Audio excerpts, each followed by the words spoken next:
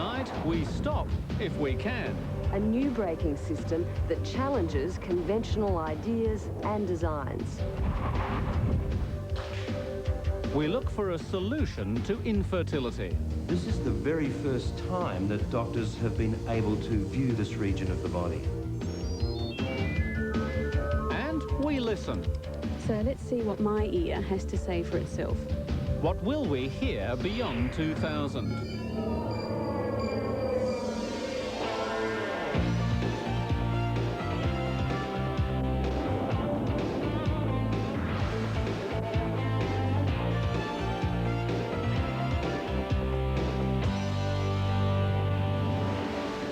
Hello and welcome to this edition of Beyond 2000. These ominous-looking drums contain chemical herbicide or weed killer. While most gardeners manage to keep weeds under control with a bit of sweat and diligence, farmers usually depend on these to protect their crops and increase harvests. The cost of chemicals for both farmers and the environment can be enormous. But Australian scientists believe we can reduce our need for herbicides by 90%. By borrowing from technology more at home in space than on the ground. I'll have that story shortly, but first, here's Simon and Tracy slipping and sliding in the name of safety. Every time you put your foot on the brake, your car stops. It's something we take for granted. Under normal road conditions, and provided the brakes are properly maintained, they'll work every time. Or will they? From this point in our story, I'll be driving this vehicle, which is fitted with conventional dry friction brakes. But I'll be putting my faith in something quite different. A new braking system that challenges conventional ideas and designs.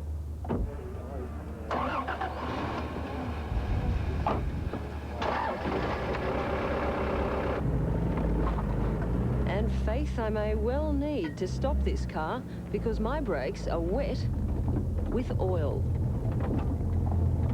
More specifically, I'm testing solid rotor oil immersion brakes, SROIB for short, a sealed brake that claims to be far more reliable than what's stopping us now.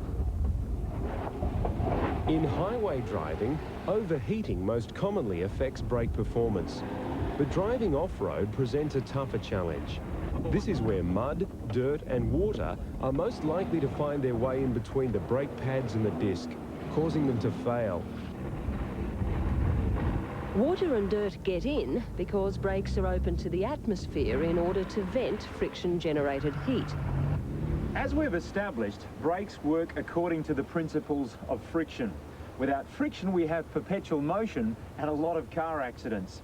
In a conventional system, the friction pads that are down in here are squeezed by the hydraulic cylinders against this spinning metal disc to which the wheel is attached.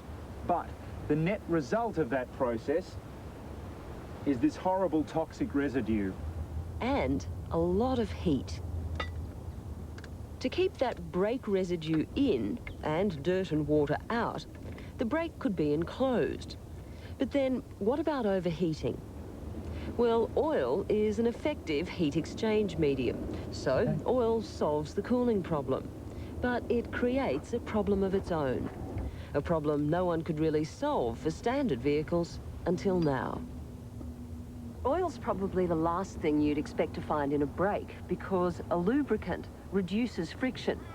However, the SROIB overcomes that problem in this way. The novel design of the brake pad, its shape and these grooves etched into its underside deflect oil away from between the disc and the brake pad when you apply the pressure. The result is dry friction type braking from an oil immersed system. Imagine for a moment the surfaces of a normal brake as a line of hills and valleys. When compressed, standard brakes grab like this, slowing you down, but producing considerable wear and tear. But with just a little incompressible oil left in the valleys, the SROIB brakes come together this way, the surfaces sliding over each other without the wear and tear. And bad news for brake repairers. The life of the pad increases as much as tenfold. But you may well be asking, what does all this give in terms of performance? Through the water we come.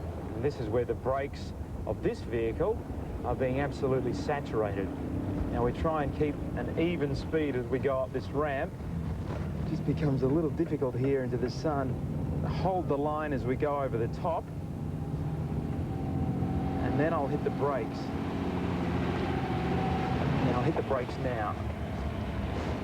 Now the big problem would be here if the transmission broke, because then we'd be history.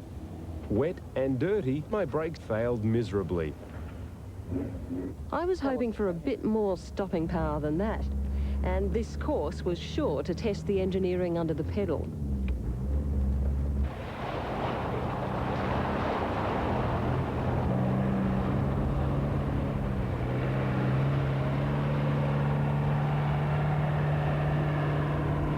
The horizon's gone, and it's back.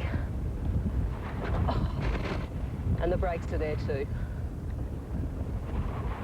Wet and all. They still work. Phew. Water and dirt sealed out, my brakes worked perfectly. And they repeated that performance in several test runs through the afternoon. Simon's reliably failed. For the first time, an oil-immersed brake is now small enough, able to work at high speed, and similar enough to conventional brakes to be fitted to the family car with few modifications. With far better heat dissipation, it could also solve the problems of brake failure in motor racing. But even if rally driving, Formula One or bush bashing aren't your cup of tea, most of us will at times have to drive through rain, mud or snow. If this wet brake ultimately measures up to regulations and standards, it may prove itself the safest way to stop.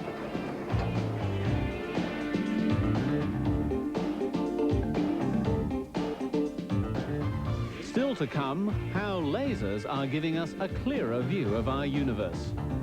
And next, new insights into the causes of infertility. This creates a space so that we can look about inside the abdomen. It takes a special kind of fortitude to stay on a fertility program for 8 years. That's how long Bronwyn Kerr has had to put up with expensive treatments, repeated examinations, expectation and disappointment in a bid to become pregnant. An accurate diagnosis of the causes of infertility is often difficult. Once the problem has been identified, then appropriate treatment can begin. But because of the complexities of the female reproductive system, getting to that point has long frustrated infertility experts. It used to be said that a doctor could diagnose 80% of medical conditions simply by talking to and examining the patient.